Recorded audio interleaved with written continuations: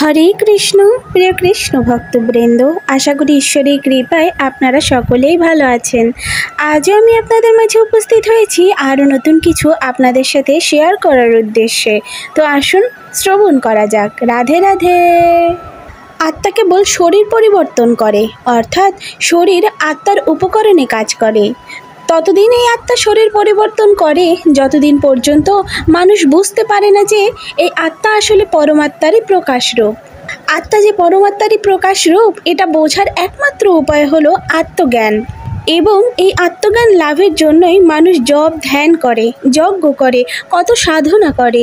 যোগ শব্দের অর্থ হলো সমন্বয়, অর্থাৎ আত্মা যে পরমেশ্বরেরই প্রকাশ রূপ, এটাকে অনুভূতি করা। তবে এই আত্মীয় জ্ঞান পেতে 90% মানুষ ব্যর্থ হয়, আর যারা সফল হয় তারা জন্ম মৃত্যুর জ্বালা থেকে মুক্তি পায়।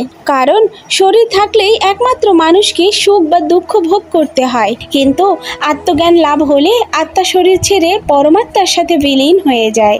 এই কথা সকল শাস্ত্রে বলা হয়েছে। শ্রীমদ্ ভগবত গীতাতেও এই কথা অনেকবারই ভগবান শ্রীকৃষ্ণ বলেছেন। দু একটি ধর্ম ছাড়া সকল ধর্মই এই পুনর্জন্মকে বিশ্বাস করে। এবং প্রশ্ন হলো যে পুনর্জন্ম কি সত্যি হয়? যদি পুনর্জন্ম হয়, তাহলে একটি শরীরের মৃত্যুর কতদিন পরে আত্মা নতুন শরীরে প্রবেশ করে? এই সকল প্রশ্নের উত্তর বিভিন্ন শাস্ত্রে বলা হয়েছে। এমনকি আত্মা পরের জন্মে কিরকম শরীর ধারণ করবে তাও উল্লেখ করা হয়েছে শ্রীমদ্ ভগবত গীতাতে। যারা এই তথ্যগুলো জানেন না, তারা অবশ্যই মন দিয়ে ভিডিওটি দেখুন। তবে হ্যাঁ, বিশ্বাস অবিশ্বাস সম্পূর্ণ নিজের ব্যাপার। অনেকবারই আত্মা ও শরীরের উপরে রিসার্চ করা হয়েছে, যেখানে অনেক মানুষই নিজের ডেট এক্সপেরিয়েন্স তথা বৈজ্ঞানিকদের শেয়ার করেছেন। এবং যারা এই ডেট এক্সপেরিয়েন্স করেছে, তারা সবাই মৃত্যু সম্পর্কে সব কিছুই মোটামুটি একই কথা বলেছে। অর্থাৎ তাহলে এটা বৈজ্ঞানিকভাবে প্রমাণিত যে অনেক মানুষই ডেট এক্সপেরিয়েন্স করেছে। এবার হলো যে এই ডেট এক্সপেরিয়েন্স কি, চলুন এই ব্যাপারে জেনে নেওয়া যাক। ডেট এক্সপেরিয়েন্স তাদেরই হয় যারা মৃত্যুর কয়েক ঘন্টা পর আবার প্রাণ ফিরে পায়, এবং তারা তাদের মৃত্যুর আগের ও পরের অভিজ্ঞতাকে বিজ্ঞানীদের বলেন। তাদের অভিজ্ঞতা অনুযায়ী মৃত্যুর কিছুদিন আগে থেকেই মানুষের দৃষ্টিশক্তি একদম কমে যায়, খাওয়া দাওয়া একদমই ছেড়ে দেয়। এটা ঠিক যখন একটি বাচ্চা সদ্য জন্ম নেয় সেই সময়ের অবস্থার মতো। সদ্য জন্ম নেওয়া বাচ্চা অনেক কম খাবার খায় এবং নিজের অস্তিত্বের কোনো বোধই থাকে না তার। সেই রকমই মৃত্যুর আগে মানুষেরও নিজের অস্তিত্বের বা অন্য কোনো জিনিসের বোধ থাকে না। মৃত্যুর আগে চারিদিক অন্ধকার হতে থাকে অনেকটা। আর যখন আত্মা শরীর ছেড়ে দেয়, তখন সে বুঝতেই পারে না যে আত্মা শরীর ছেড়ে দিয়েছে, অর্থাৎ তার মৃত্যু হয়ে গেছে। আর সে আশ্চর্য হয়ে নিজের শরীরটাকে মাটিতে পড়ে থাকতে দেখে। কিছু মিনিটের জন্য সে বুঝতেই পারে না যে এটা তার সঙ্গে কি হচ্ছে। সে নিজের শরীরকে নিজের সামনেই পড়ে থাকতে দেখে। আর কিছু সময় পর সে বুঝতে পারে যে সে মরে গেছে। আর এই সময় সে এটাও বুঝতে পারে যে তার মৃত্যু হয়নি, শুধু শরীরটা নষ্ট হয়ে গেছে। যারা এরকম অবস্থায় পড়ে আবার সেই শরীর ফিরে পেয়েছে, তারাই এই ডেট এক্সপেরিয়েন্স শেয়ার করতে পারে।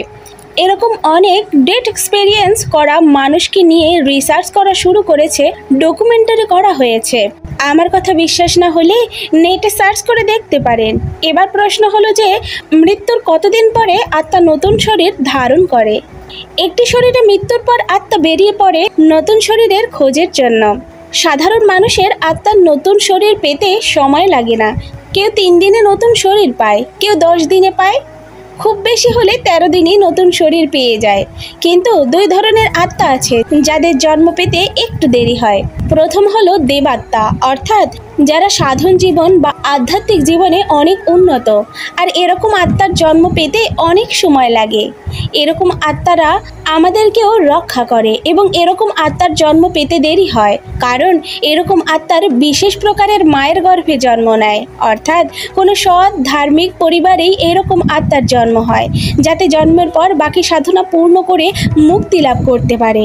এই কথা শ্রীমদ্ ভগবত গীতায় স্বয়ং ভগবান শ্রীকৃষ্ণই বলেছেন।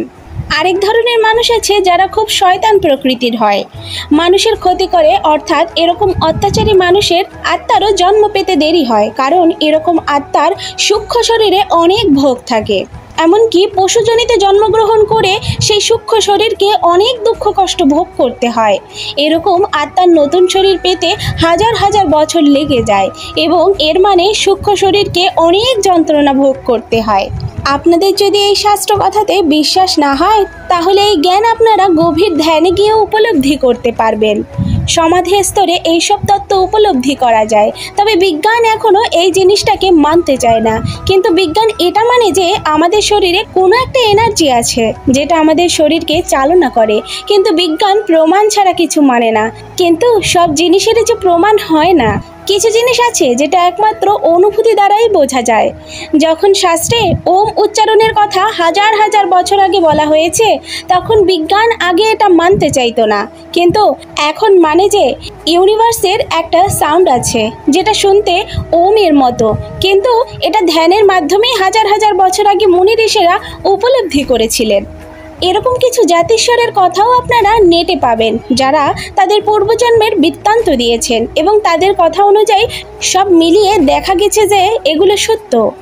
রাধে রাধে। গোপলীলা কাহিনী এই চ্যানেলটির উদ্দেশ্য হলো আপনাদের হৃদয়ে কৃষ্ণ প্রেম ও ভক্তি জাগ্রত করা। আমাদের যে কোনো রকম ভুল ত্রুটি ক্ষমা সুন্দর দৃষ্টিতে দেখবেন এবং এরকম আরও নিত্য নতুন কাহিনী শ্রবণ করার উদ্দেশ্যে আমাদের চ্যানেলটিকে সাবস্ক্রাইব করে আমাদের পাশে থাকবেন। রাধে রাধে।